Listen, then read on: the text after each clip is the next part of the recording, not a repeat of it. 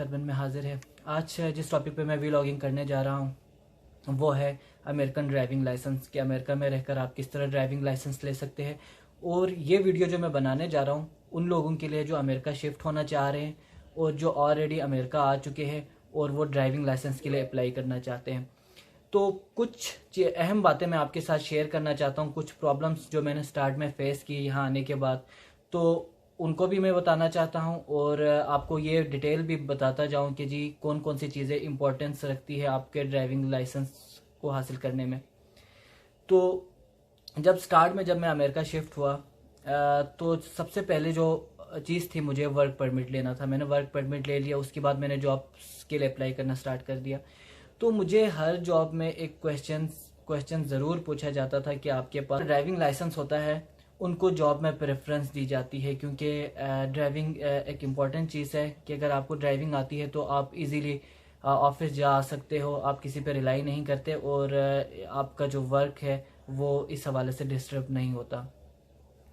तो मैं कुछ अहम बातें ड्राइविंग लाइसेंस के बारे में बताना चाहता हूँ इस वीडियो में, ताकि जो आ रहे हैं उनको ये प्रॉब्लम्स ना आए। सबसे पहली बात ये, आप अगर अमेरिका शिफ्ट होना चाह रहे हैं तो आप जिस कंट्री के भी रेसिडेंट है, अभी आइदर पाकिस्तान के हैं या आप इंडिया के हैं, जहाँ से भी आना चाह रहे हैं, आप अपना कोई वहाँ का ड्राइविंग लाइसेंस बनवा कर आएँ, या पहले से अगर आपका बना हुआ है तो वो ज़रूर लेकर आए। वो किसी भी स्टेट का हो, किसी भी प्रोविंस का हो और किसी भी सिटी का हो वहाँ के। तो होता है यहाँ पर उसके होने की वजह से, वो ड्राइविंग लाइसेंस होने की वजह से आपको एक रिलैक्सेशन मिल जाती है कि आपको लर्निंग परमिट नहीं लेना पड़ता। अगर आप लर्निंग परमिट लेते हैं तो आपको 3 मंथ्स की ड्राइविंग क्लासेस लेनी होती है, या किसी ऐसे बंदे के साथ ड्राइविंग करनी होती है जो पहले से ड्राइविंग लाइसेंस जिसके पास हो, और उसके at the end of day जब आप फुल ड्राइविंग लाइसेंस हासिल करना चाहते हो तो आपको उसके साइन वगैरह की ज़रूरत पड़ती है।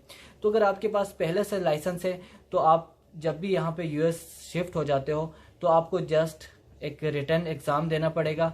उसके बाद आप उस लाइसेंस पे 3 मंथ्स तक ड्राइविंग कर सकते हो।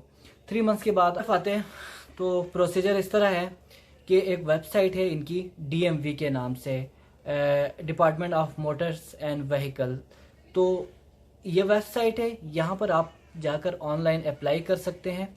और जब आप ऑनलाइन अप्लाई करेंगे तो ये सबसे पहले आपको रिटर्न टेस्ट के लिए कोई डेट दे देंगे। तो रिटर्न टेस्ट किस तरह होता है उसके बारे में बता दूं। रिटर्न टेस्ट दो स्टेप्स में होता है। तो फर्स्ट जो आपको रिटर्न टेस्ट के लिए आपको इसी वेबसाइट से एक डॉक्यूमेंट मिल जाएगा, उसमें सारी चीज़ें होंगी जो आपने तैयारी करनी, और जो चीज़ रिटर्न टेस्ट में आने जा रहा है वो सारा कुछ वहाँ पर अवेलेबल होगा। आप उसकी तैयारी करेंगे और आप उसे, तो बेसिकली रिटर्न टेस्ट 2 टाइप्स के होते हैं।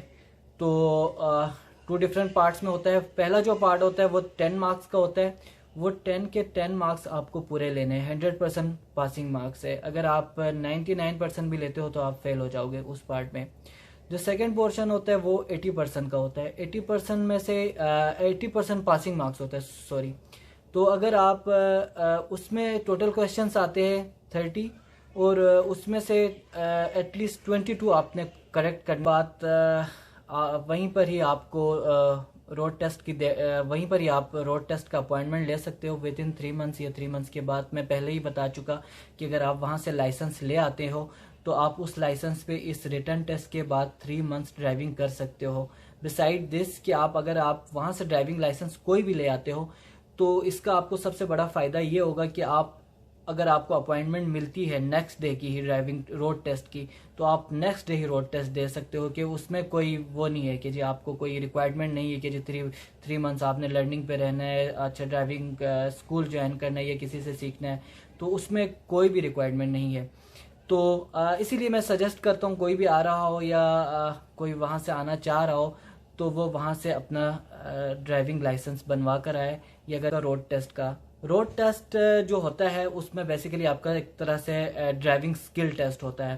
तो जब आप जाओगे तो सबसे पहले जो चीज़ें होंगी आपको ड्राइविंग के हवाले से जो बेसिक चीज़ें होंगी कि जी आपको सिग्नल्स के बारे में पूछा जाएगा कि जी मतलब आपको वो बताएंगे कि सिग्नल किस तरह यूज़ करते हैं, तो आपने उनको प्रैक्टिकली करके दिखाना है कि सिग्नल किस तरह यूज़ होता है, वाइपर किस तरह यूज़ होता है, अच्छा डीफ्रोस्ट एसी वगैरह आप किस तरह यूज़ करते हो, गाड़ी की जो बेसिक चीज़ें होती है, बाहर वाली चीज़ें होती हैं, वो उनके बारे में आपको रोड टेस्ट जब आप दे रहे होंगे जो पहली चीज़ होगी वो इन चीज़ों के बारे में पूछेंगे। तो उसके बाद जब वो कार में बैठेंगे तो वो सबसे पहले आपसे कार की रजिस्ट्रेशन के बारे में पूछेंगे, कार की रजिस्ट्रेशन चेक करेंगे वो, और उसके बाद वो आपको रोड पर ले जाएंगे। आजकल कोविड है जिसकी वजह से शायद रोड पे नहीं ले जा रहे, वो वहीं कोई पार्किंग एरिया बना हुआ है, उधर ही प्रॉपर स्किल्स को देखेंगे आप किस तरह लाइन चेंज करते हो, किस तरह आप लाइन मेंटेन करते हो, किस तरह आप सिग्नल्स को फॉलो करते हो, किस तरह आप रोड साइंस को फॉलो करते हो। तो ये सारी चीज़ें जो बेसिक चीज़ें हैं वो आपसे आपका वो जो इंस्ट्रक्टर साथ बैठा हुआ होगा वो ये सारी चीज़ें नोटिस कर रहा होगा, और उसके बेस पर वो आपको मार्क्स देगा, उसके बेस पर वो आपको पास या फेल करेगा। अगर आप पास हो जाते हैं तो आपको उसी टाइम अगर रोड टेस्ट के फ़ौरन बाद ही आपको एक पेपर दिया जाएगा जिस पे आप ड्राइव कर सकते हो 1 मंथ तक, और विद इन 1 मंथ आपके जो मेलिंग एड्रेस है उस पर आपको आपका ड्राइविंग लाइसेंस मिल जाएगा।